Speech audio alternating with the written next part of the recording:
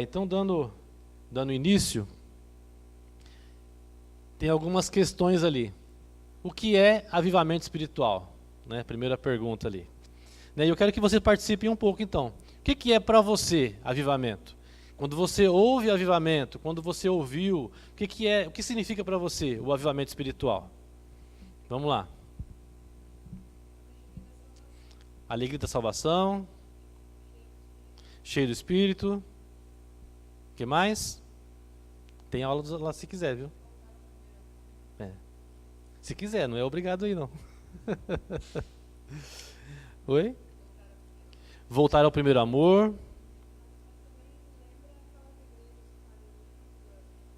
A irmã levantou aqui igreja pentecostais, né? O movimento pentecostal. O que mais? Hã?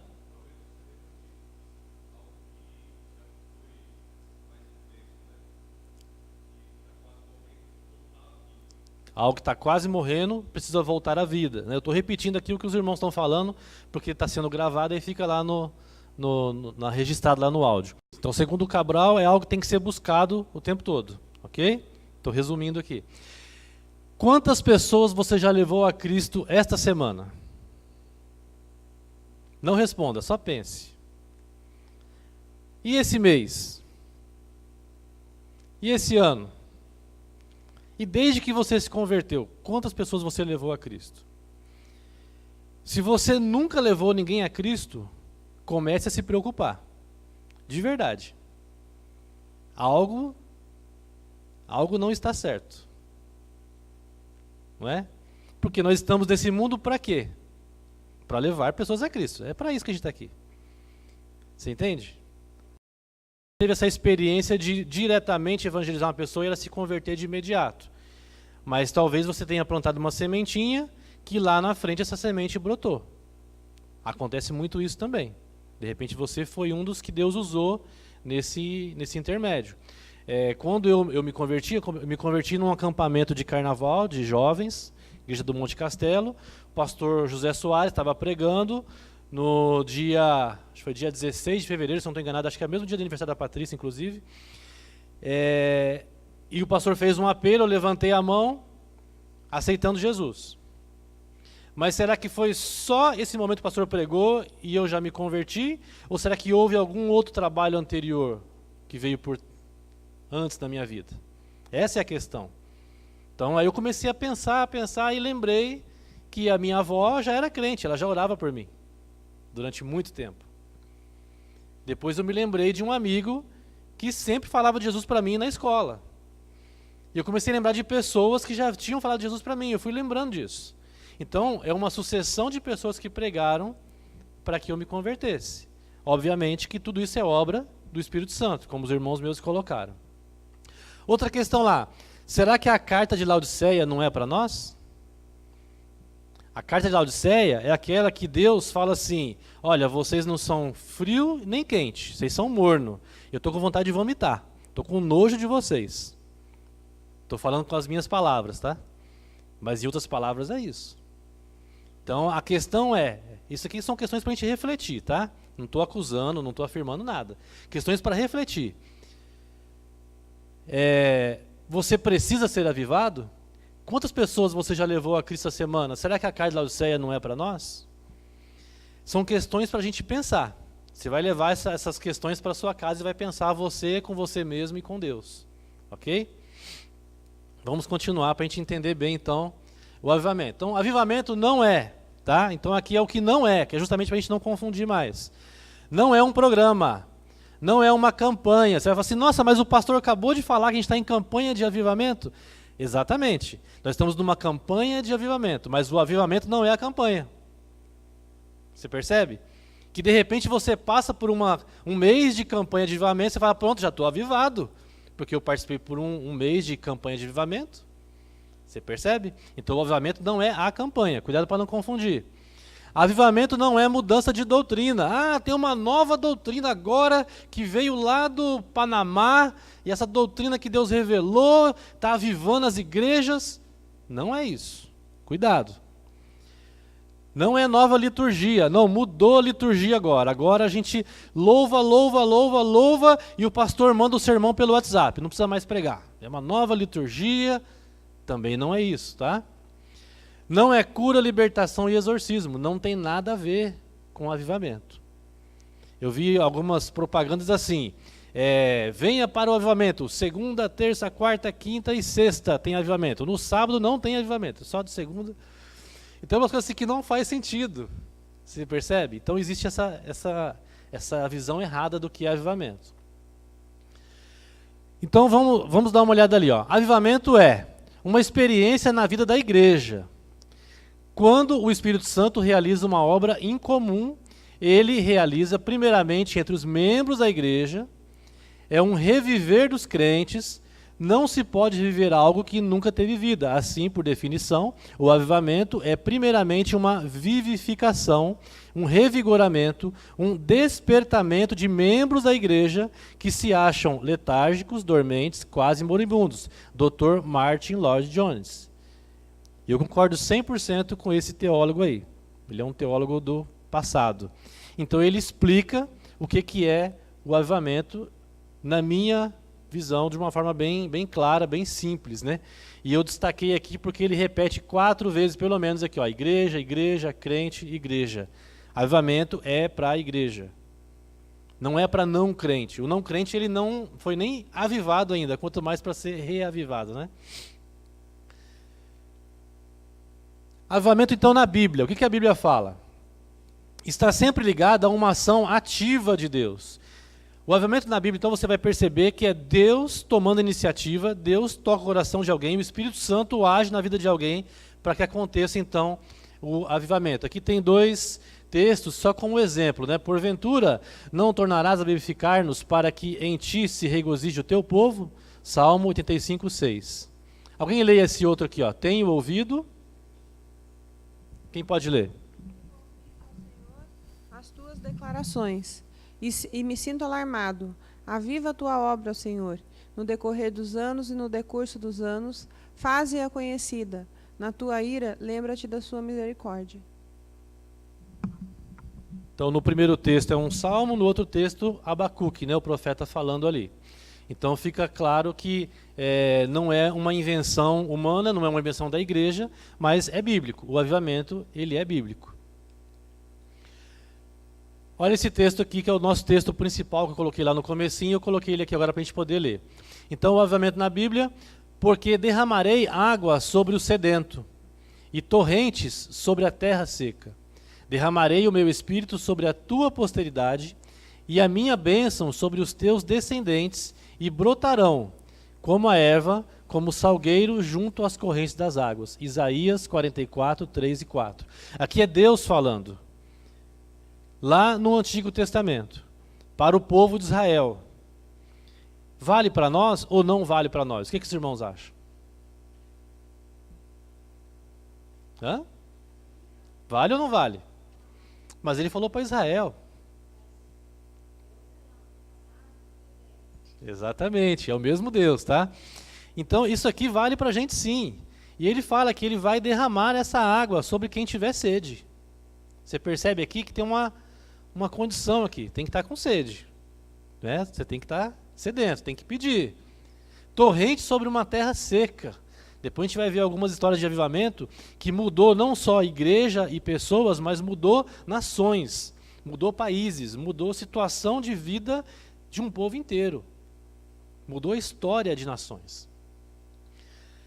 Derramarei o meu espírito sobre a posteridade, né? Nós podemos nos considerar então essa posteridade. A minha bênção sobre os teus descendentes, e brotarão, ou seja, renovarão, né? Como a erva, como o salgueiro que está junto às correntes de águas, né? Plantas que vivem na beira de um rio, que nunca falta água, está sempre sendo alimentada, né? Pelo Espírito Santo. Aqui eu não vou ler com os irmãos, mas depois eu vou mandar lá no WhatsApp, vocês vão ter isso aqui. Mas é mais para vocês terem uma fonte de estudo. Então ele mostra aqui quem foi o líder, a referência onde aconteceu e quais as consequências dos avivamentos na Bíblia. Começando lá em Moisés, terminando aqui em João Batista, né? A mensagem aqui do começo ao fim, os irmãos sabem qual é a palavra principal? A palavra principal da mensagem que essas pessoas pregaram. Lembra, o João Batista aqui vai ser fácil de lembrar. Como? Arrependei-vos. Essa é a mensagem principal do avivamento. Essa é a mensagem. Então, mais ou menos o que o pastor faz algumas vezes aqui, que ele faz assim, 12 horas de oração ou 24 horas de oração, cada um pega um horário para orar, certo? Então, um vai orar das 10 às 11, o outro das 11 às 12, e assim vai montando uma escala, não é isso? Lá eles irmãos faziam isso. 24 horas de oração, através de uma escala. Então, 24 horas por dia, sempre tinha alguém orando. A diferença é que lá eles oravam na igreja. Então, eles iam lá na igreja e ficavam orando, né? Então, a igreja ficava aberta 24 horas e sempre tinha gente orando na igreja. Quanto tempo os irmãos acham que durou essa campanha de oração aí, esse movimento de oração? Quanto tempo durou? Dá um chute aí. Pode chutar, sem medo. Fala, gente. Fala aí, Múcio, quanto tempo durou? O Múcio eu acho que foi 6 meses. Vamos lá. Quem dá mais? 1 ano. Quem dá mais? Vamos fazer um leilão aqui, né? Quem dá mais? 10 anos. Ó, o irmão é ousado, hein? O homem tem fé, viu? Quem dá mais? 40 anos, ó, a irmã está mais ousada ainda. Vamos aumentar essa meta. Lá na minha empresa o pessoal fala isso, né? Essa meta está baixa, vamos aumentar essa meta. E aí? Foram 100 anos, irmãos. Você consegue imaginar? 100 anos, 24 horas por dia orando numa igreja? Durante 100 anos. É muita coisa. Morre um grupo, nasce outro, morre, nasce outro. Você consegue perceber isso? Filhos nascem, e assim, a criança nasce, não, é normal, isso aí faz parte da igreja. 24 de oração é uma realidade da minha igreja, já nasci vendo isso. É os nossos filhos que já nascem vendo celular, WhatsApp. Você percebe? Eles já nascem vendo isso. Aí cresce, morre, nasce o neto, cresce. É um ciclo fantástico. 100 anos de campanha de oração. Então aqui já entra uma outra questão do avivamento. A primeira coisa é o arrependimento, é o arrependei-vos. A segunda coisa é a oração. Avivamento requer oração. Faz parte do avivamento. Não existe avivamento sem oração. É muita oração. Não é pouca oração, é muita oração. É muita oração. Deus fez um milagre fantástico através da vida desses irmãos. A partir do avivamento, então, dos moravianos, eles foram o grupo que mais fez missões no mundo até hoje. Até os dias atuais, não tem ninguém que faça mais missões do que os moravianos já fizeram. Eles praticamente evangelizaram todo mundo da época. Consegue pensar isso? Um grupo de refugiados. Imagina assim, ó, nós temos os refugiados que estão vindo agora lá do... Como é que chama? Venezuela. É mais ou menos isso a situação. É que às vezes a gente não consegue imaginar isso no nosso contexto, né? Mas tente imaginar isso. Um grupo de venezuelanos, de repente, vem para o Brasil, porque estão fugindo lá da perseguição, vem para cá, está passando fome e tal, vem para cá. Começa a se reunir, começa uma igreja, tem um pastor liderando, 24 horas de oração, e daqui a pouco começa alguém, chega lá, pastor, eu estou sentindo um desejo enorme de ir pregar o evangelho para os, como é que chama lá? Para os esquimós. Um jovem. É verdade isso, aconteceu lá nos moravianos. Eu estou sentindo um desejo enorme de pregar para os esquimós. Pastor, tá bom, pode ir. Sabe como é que eles mandavam missionário lá, irmãos? Vamos levantar aqui uma oferta, cada um vai dar R$100 para comprar passagem. Não era assim. Irmão, você quer ir? Tchau. Tem a minha bênção. A igreja estará orando por você, pode ir. Não recebia 1 centavo de ajuda, não recebia nada. Se Deus te chamou, Deus vai te sustentar, irmão. Tchau. É assim que funcionava lá na Morávia. Essa era a missão moraviana. E sabe como que era? Ele vai, fica lá 6 meses, 1 ano, 2 anos, se não se adaptar ele volta. Não, não é. Vai e não volta. Acabou. Você entendeu? É missão de verdade, é ir para ficar e fazer. Era uma coisa extremamente diferente do que às vezes a gente vê em algumas situações hoje em dia. Então esse irmão, sozinho, falou: pastor, eu vou lá para os esquimós pregar, né? Deus me chamou, mas o meu sapato está furado. O senhor não consegue um sapato para mim? Pastor, claro, o Zinzendorf lá, né? Eu consigo.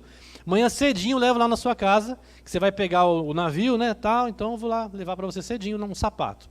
Foi lá, conversou com o irmão que é sapateiro, falou assim: fala um sapato aí caprichado, porque ele vai para um lugar frio, neve e tal, tem que ser um sapato bem legal. Ele chega de manhã para entregar o sapato para o jovem, era um jovem. Cadê o jovem? Aí deixou uma carta para o senhor aí, pastor. Já foi embora. Ele foi de madrugada, ele não aguentou esperar o senhor chegar. Ele foi com o sapato furado mesmo. Irmãos, esse homem, ele alcançou todos os esquimós. Jesus não salvou 10% dos esquimós, 50% dos esquimós. Ele alcançou 100%. Você consegue imaginar isso? Um trabalho de missões com 100% de eficácia? Você já parou para pensar no que é isso? Imagina o Nidovaldo, manda uma carta e fala assim: ô irmão Múcio, passa para os irmãos lá que Moçambique já foi alcançado, tá? 100% de Moçambique agora é de Jesus. Vamos orar agora por outro país, esse aqui já está resolvido. Imagina isso. É esse o cenário que aconteceu. Não é uma ficção, aconteceu. É algo que a gente tinha que fazer filmes e mais filmes sobre isso. É algo extraordinário, irmãos. Eu fiz um levantamento, eu entrei naqueles índices de evangélicos no mundo e tal. Sabia que até hoje, mais de 90% dos esquimós são crentes? E ó, foi em 1700 e alguma coisa isso aconteceu, hein? Estamos em 2019, já se passou 300 anos. E até hoje, mais de 90% dos esquimós são crentes. É muito interessante isso. Eu não sabia também, os esquimós eles se dividem em dois grupos, né? Então tem um outro grupo lá, que a gente que não conhece chama de esquimó, mas não é. Tem um outro grupo que não é cristão. Mas esse grupo, que é o verdadeiro esquimó, o original lá, mais de 90% são cristãos. Trabalho que começou com esses irmãos moravianos orando. Esses irmãos foram fazer teologia, foram ler Bíblia, foram estudar grego, hebraico. Não, irmãos, eles oraram. Mas eles oravam em línguas, eles faziam prodígios. Não, eles oravam. Só isso. Eles só oravam. Uma simples oração. Atitude de arrependimento, como disse lá o irmão. Arrependimento e oração. Arrependimento e oração. Aí dois irmãos pegam e falam assim: a gente quer ir, pastor, Deus está falando com a gente para pregar numa ilha de escravos. Um homem muito rico comprou uma ilha. Derrubou lá as árvores, transformou a ilha em fazenda, pegou 300 escravos e levou para essa ilha. Então, você imagina uma ilha que só tem uma gigante de uma fazenda com 300 escravos. Está lá os escravos trabalhando. Eles só conhecem, então, a maldade do homem branco. Né? E esses dois jovens falam assim: a gente quer ir para lá pregar para eles. Pastor, vai com Deus. Aí eles vão conversar com o dono da ilha. Olha, a gente quer ir lá para pregar de jeito nenhum. Vocês estão ficando loucos? Levar essas histórias de Bíblia, essas coisas de Jesus lá para os escravos, mas nem pensar. Vai gerar uma revolução lá, vai virar uma bagunça, eles vão se rebelar contra mim. Não quero não. Deixa eles quietinhos. Sabe o que os dois fizeram? E se a gente for como seu escravo? Eu quero me doar, não é nem me vender, tá? Eu quero me doar como escravo. Você, tá bom, aí eu aceito, de graça, 2 mãos de obra, beleza. Eles tiveram que então, que pegar o próprio dinheiro, comprar lá, arrumar um jeito de ir no navio, foram até meio, numa situação bem precária no navio, de carga, e foram para lá. Eles chegam lá e começam a pregar o evangelho. Aí você pensa assim: nossa, eles começaram a pregar e os negros lá se convertendo e tal. Não, irmãos, não foi assim. Os negros falaram assim: o que é isso? Religião de homem branco? Não quero ouvir sobre isso, não. A gente é maltratado e tal, agora vem esses dois branquelos aqui querer pregar pra gente? Mas nem pensar. Passa algum tempo, um morre. Aí só fica um. Aí passa mais um tempo, esse um que ficou, ele começa então a cuidar de um menino, que esse menino, os pais morreram lá na ilha, e esse menino ficou órfão e ele começou a cuidar desse menino. Ele meio que adotou o menino. Então o menino lá morava lá com ele e tal, e ele ia cuidando do menino e pregava o evangelho para o menino, obviamente. Só que esse menino não se convertia. E passado algum tempo, esse homem também ficou doente. Então ele está lá na cama para morrer. Era um tipo de febre, alguma coisa do tipo assim que tinha na época lá, uma espécie de malária, alguma coisa do tipo assim. E o homem lá para morrer, e o menininho chega, se ajoelha perto da cama do missionário e fala assim: Deus do Senhor, não sei o nome dele, faz de conta que é John, né? Deus do Senhor John, faz com que ele sare, porque se ele sarar eu vou acreditar que o Senhor existe. Isso uma criança orou.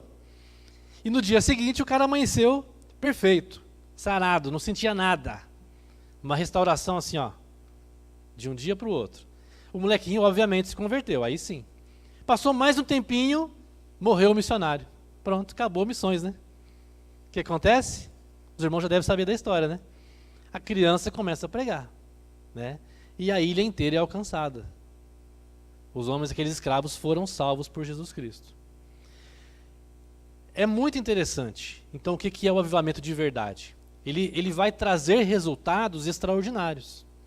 É diferente quando a gente falou anteriormente lá que avivamento não é uma campanha, porque você faz uma campanha, no final lá a gente vai ter lá os testemunhos, Deus abençoou, tal, e acabou. E não é isso. É algo que vai ter que continuar.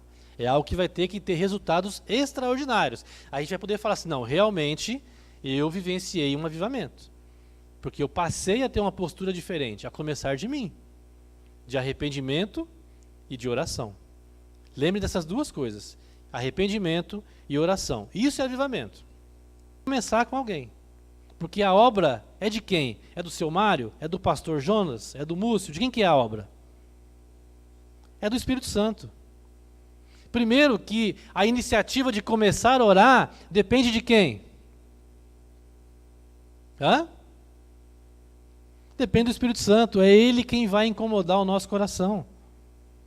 Então talvez a nossa primeira oração é: Senhor, me incomoda. Confronta. Não é? Estados Unidos. Já foi Inglaterra, né? Estados Unidos, 1741. Jonathan Edwards pregou seu famoso sermão: Pecadores nas mãos de um Deus irado. Já viu falar sobre isso? O sermão dele? Pecadores nas mãos de um Deus irado. Será que daria ibope, irmãos? A gente vai divulgar na mídia social, né, no SBT, na Record. Venham para a Igreja Cristã Evangélica que o pastor Jonas vai pregar sobre pecadores nas mãos de um Deus irado. Dá ibope, irmãos? Será que as pessoas vêm? As pessoas ficam com medo, né? Nossa, vai falar de pecado, né? Vai falar que Deus está bravo comigo. Ah, não vou. Estou com medo. Por quê? As pessoas querem o quê? Quer bênção. Venham para receber. Aí as pessoas vêm. Opa, tá dando alguma coisa lá. Né? Tem uma fila assim lá em Jacareí. Outro dia tinha uma fila enorme. Assim, moço, o que é essa fila aqui? Ah, não sei, mas deve estar dando alguma coisa lá na frente. Você entende? As pessoas querem ganhar, querem receber. Então esse homem vai e prega isso, ó, Jonathan Edwards, pecadores nas mãos de um Deus irado, espalhando avivamento pelas 13 colônias e até na Inglaterra. 13 horas por dia de oração e estudo da palavra. Este pastor orava 13 horas por dia. Oração, estudo da palavra. Oração, estudo da palavra. 13 horas por dia. Quando ele foi pregar este sermão, ele ficou 3 dias orando sem parar. Consegue imaginar alguém orar por 3 dias sem parar? Sem dormir?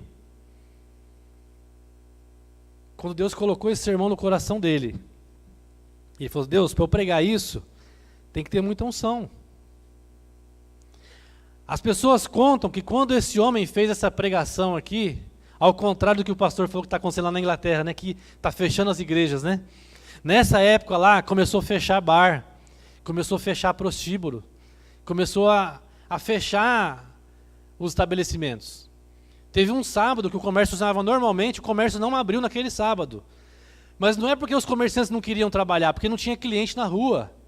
Você consegue imaginar uma cidade inteira que ninguém foi para o centro? Você vai no centro dia de sábado? Vocês já foram? Né? Patrícia foi sábado, ela falou que estava lotado, não estava, amor? Estava lotado o centro. Você consegue imaginar o centro, você chega lá, ué, é feriado? Eu nem sabia. Não tem ninguém na rua. Mas por que as pessoas não estão nas ruas? Porque elas foram para a igreja. Consegue imaginar isso, irmãos? É algo assim muito louco, é muito extraordinário.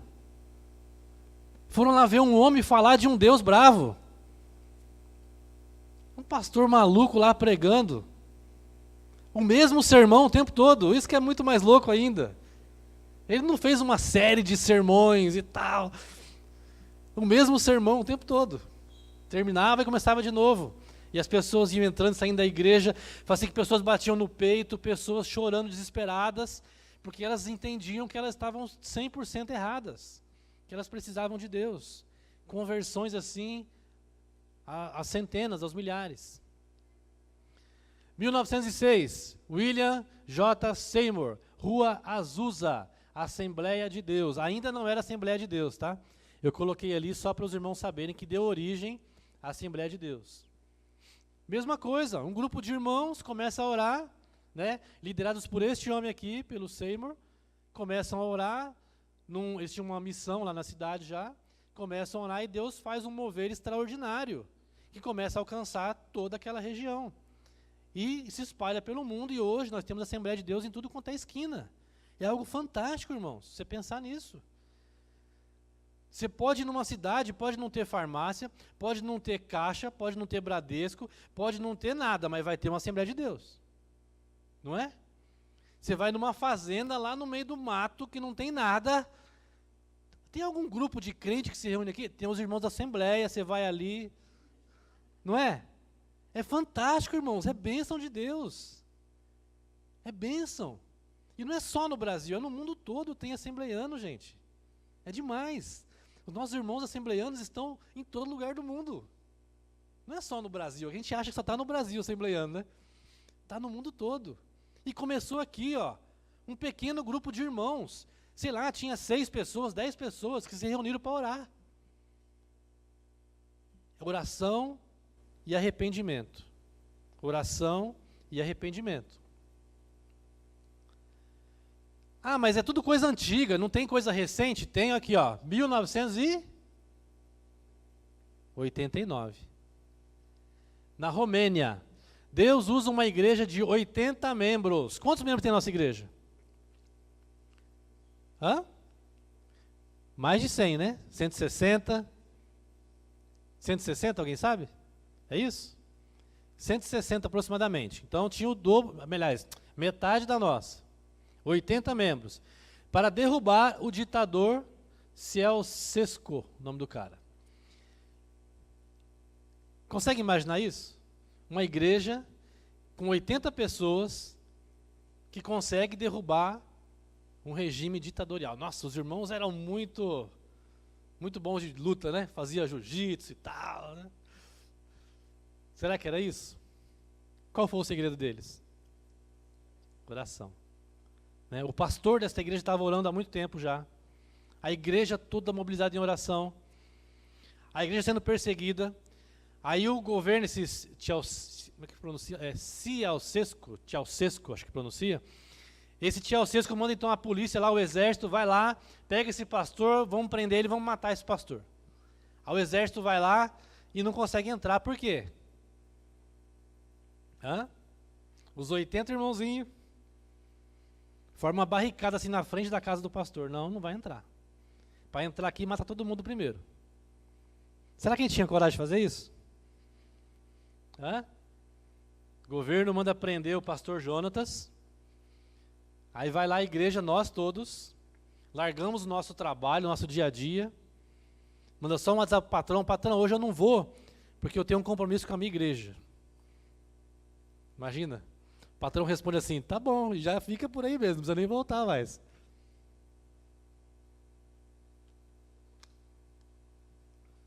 Aí a gente vai lá, fica na frente do prédio do pastor Jonatas, chega um tanque de guerra lá, não, daqui a gente não vai sair. Aí os soldados ficam naquela, né, Atiro, não atiro. Aí volta lá, o comandante, não deu para invadir não. Mas por que vocês não invadiram? Só chegar lá e pegar o homem? Não. Tem um monte de gente lá.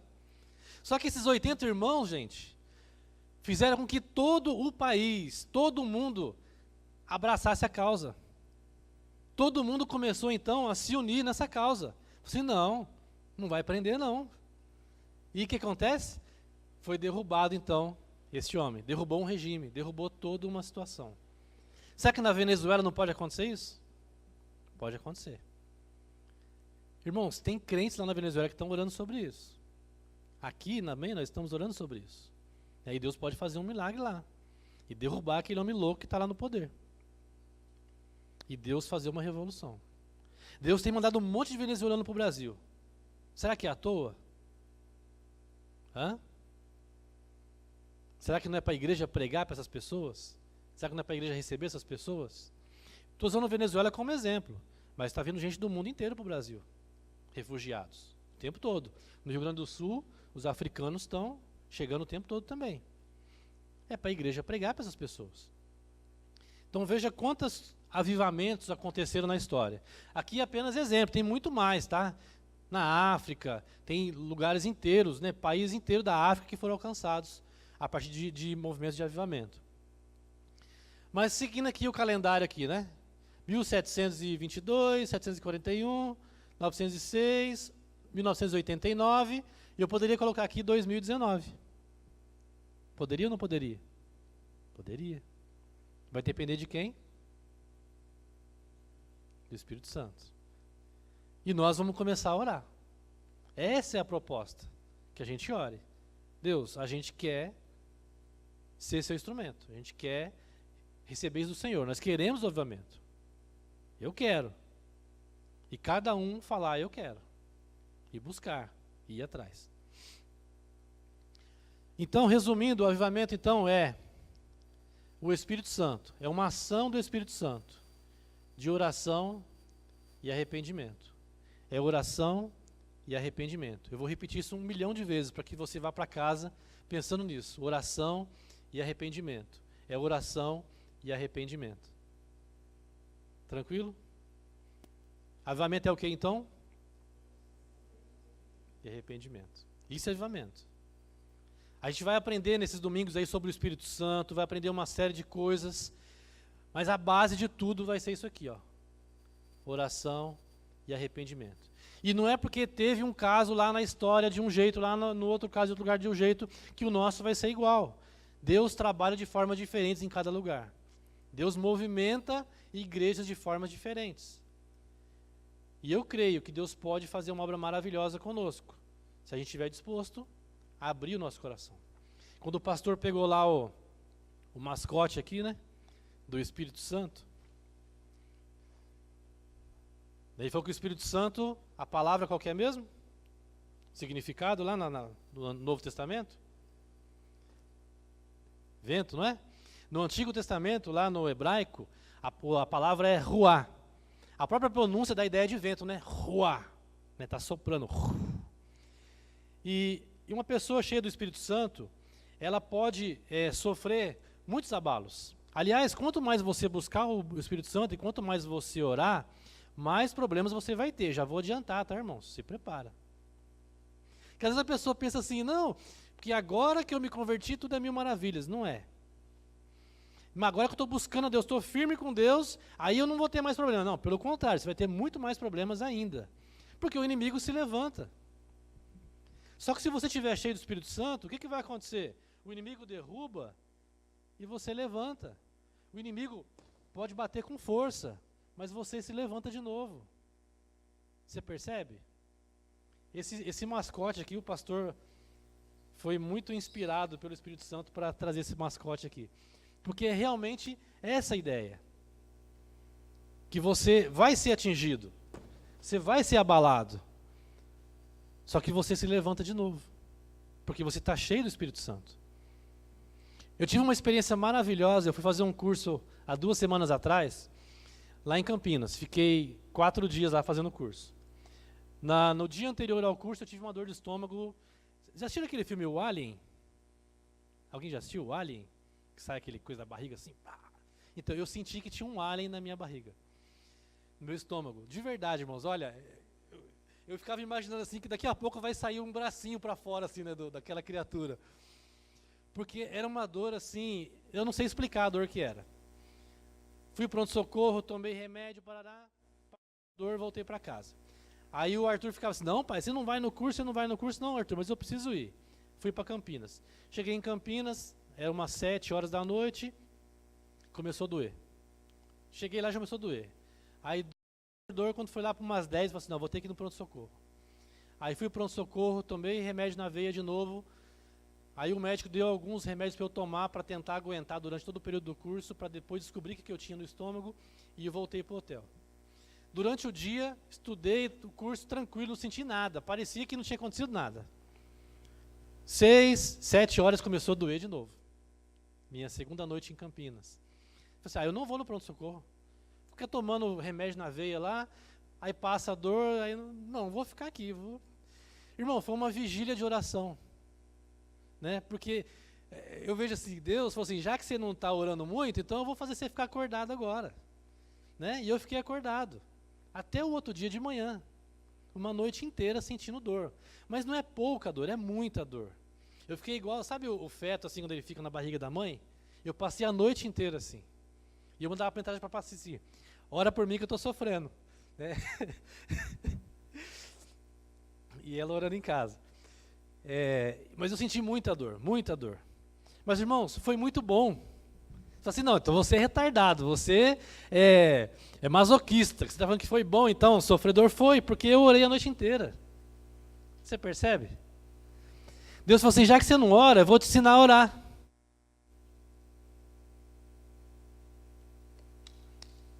Jesus fala assim, nem um pouco vocês pudeste vigiar comigo, né? Então eu vou te dar uma dorzinha de estômago, que é para você poder vigiar a noite inteira. Irmãos, eu orei a noite inteira. Aí no outro dia no curso, parecia que não tinha acontecido nada. Eu fiz o curso normal, não doeu mais nada. Aí comprei um remédio lá, até esqueci o nome agora, como é que é? Você lembra o nome? Não, o chá verde lá. Espinheira Santa, tá? Recomendo, vou fazer propaganda agora. Né? Espinheira Santa para o estômago.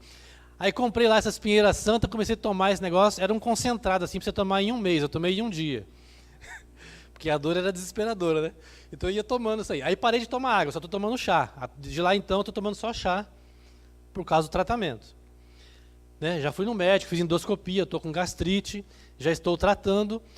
Mas assim, é bênção de Deus. Você fala assim, mas como que uma doença pode ser bênção? Porque essa doença me aproximou mais de Deus. Me despertou para orar. Me ensinou a orar. Então, quando dói, opa, está na hora de orar. Né? É interessante. Para concluirmos, segundo Crônicas 7, 14 a 16, eu transcrevi para cá, para ficar mais fácil. Vamos ler todos juntos? O primeiro versículo primeiro aqui, ó. Se meu povo se chama pelo meu nome,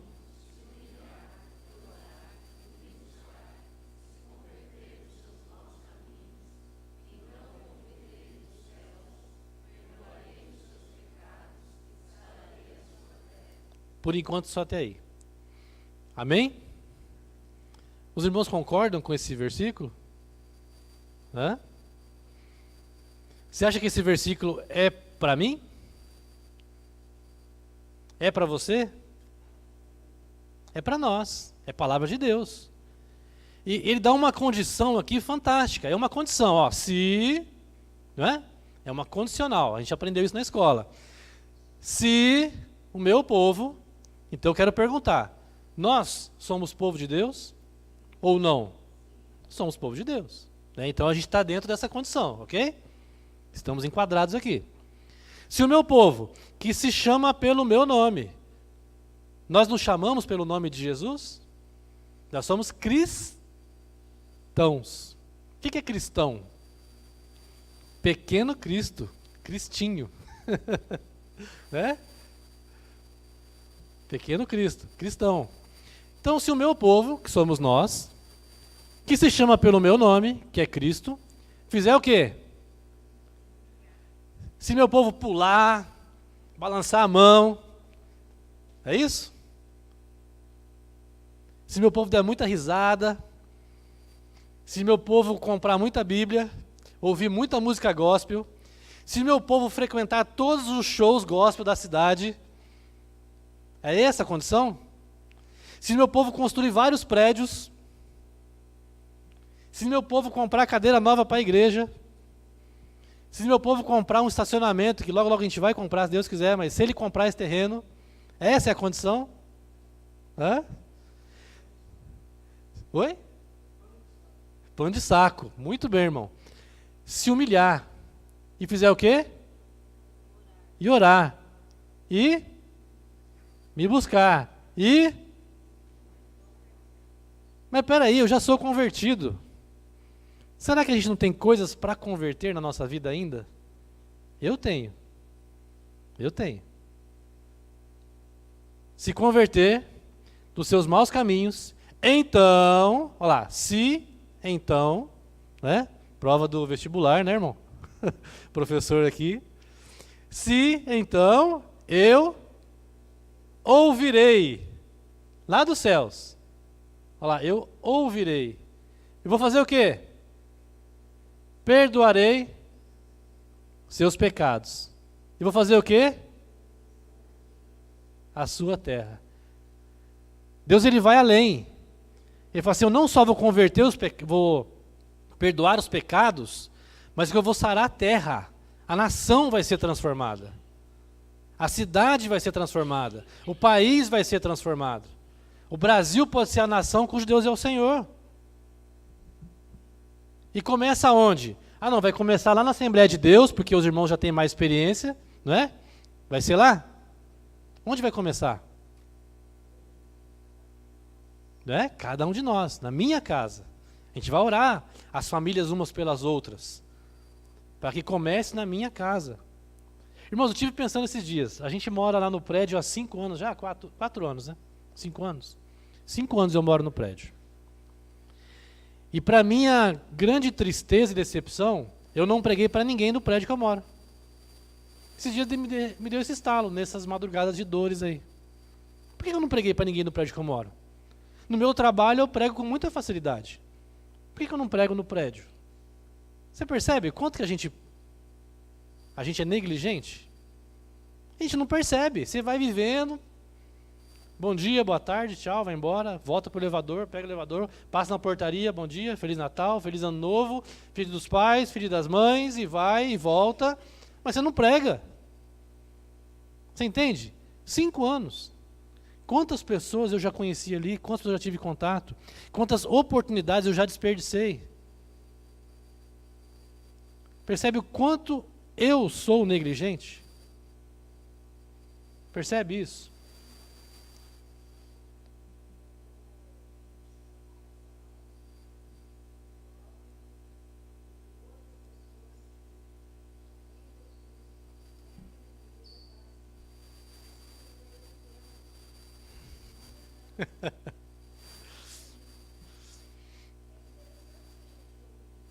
É.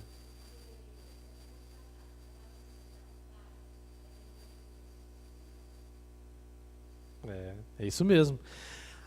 Quando a gente prega, é a palavra de Deus, é o Espírito Santo que age. Né? Então alguém chega para a irmã e fala para ela assim, para de pregar, não vai adiantar. Como assim? Absurdo isso, é absurdo. Irmãos, esse texto aqui ele é muito conhecido.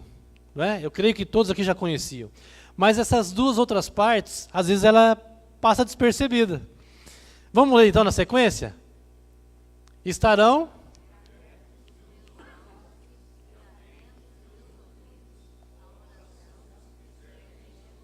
Olha que extraordinário, irmãos.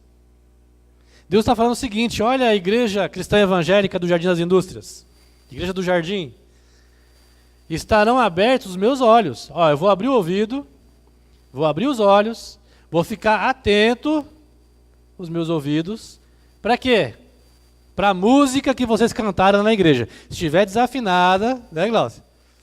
Vai ser isso que Deus falou? Hã? E vai estar atento o quê? A oração. É interessante você pensar isso. Deus vai estar atento às nossas orações. Ele se agrada do louvor? Lógico.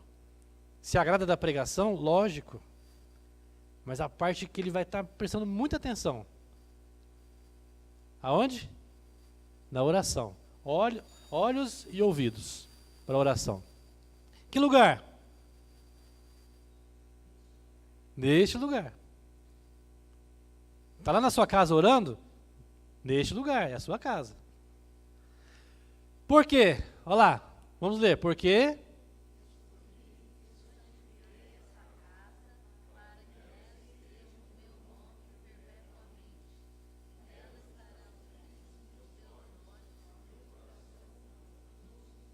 Irmãos, é fantástico, porque ele fala que ele escolheu, Deus escolheu, nós fomos escolhidos.